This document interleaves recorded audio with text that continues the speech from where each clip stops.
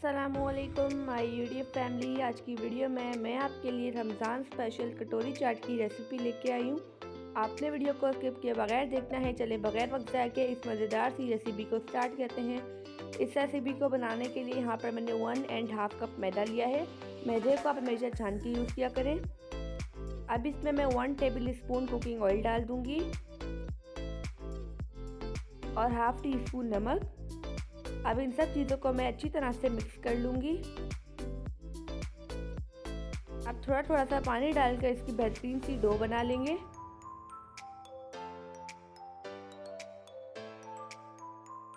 यहाँ पर मैंने बेहतरीन सी डो बना ली है। अब इस डो को हम 15 मिनट के लिए रेस्ट दे देंगे ताकि डो अच्छे से सेट हो जाए। यहाँ पर 15 मिनट हो चुके हैं, डो अच्छे से सेट हो चुकी है। अब इस डो का हम पेड़ा बना लेंगे।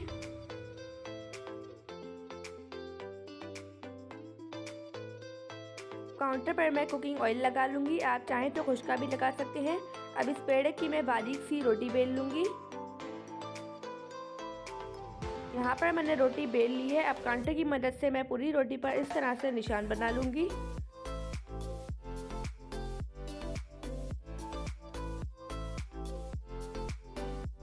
अब यहाँ पर हम कोई सी भी कटोरी लेके इसे रोटी के दरमियान में रखेंगे और रोटी से कटोरी को कवर कर लेंगे।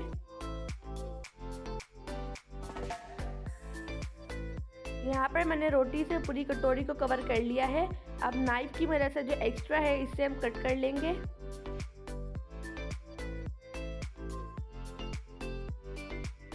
जो ये एक्स्ट्रा डो है इससे हम ज़ाया नहीं करेंगे, इससे हम दोबारा यूज़ कर लेंगे। यहाँ पर आप देख सकते हैं कटोरी रोटी से अच्छे से कवर है।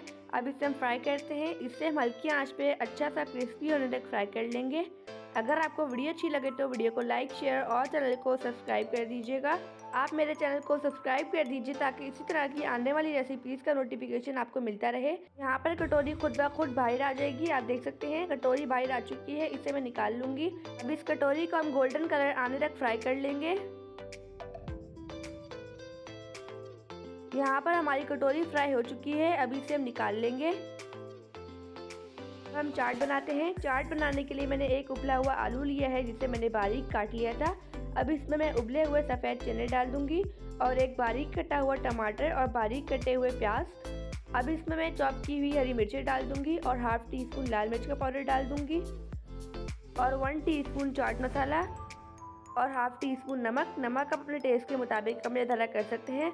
और 1 टेबल स्पून इमली की चटनी और आधा नींबू का जूस डाल दूंगी।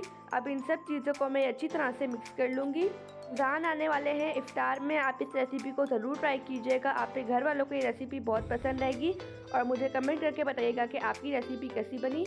यहाँ पर हमारी चाट बन चुकी है। अब जो हमने कटोरियाँ फ्राई की थी इनमें हम चाट भर देंगे। आप मेरा यकीन करें कि ये रेसिपी बहुत ज़्यादा मज़ेदार है, आप इसे ज़रूर ट्राई कीजिएगा।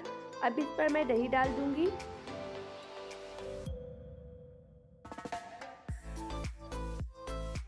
और दाल से डाल दूँगी।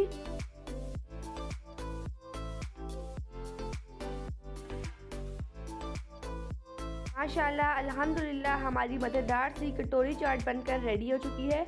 आप सब अपना ढेर सारा ध्यान रखिएगा, मुझे अपनी दुआ में याद रखिएगा। अब मिलते हैं कल किसी नई रेसिपी के साथ। जब तक के लिए अल्लाह हाफिज़, बाय बाय।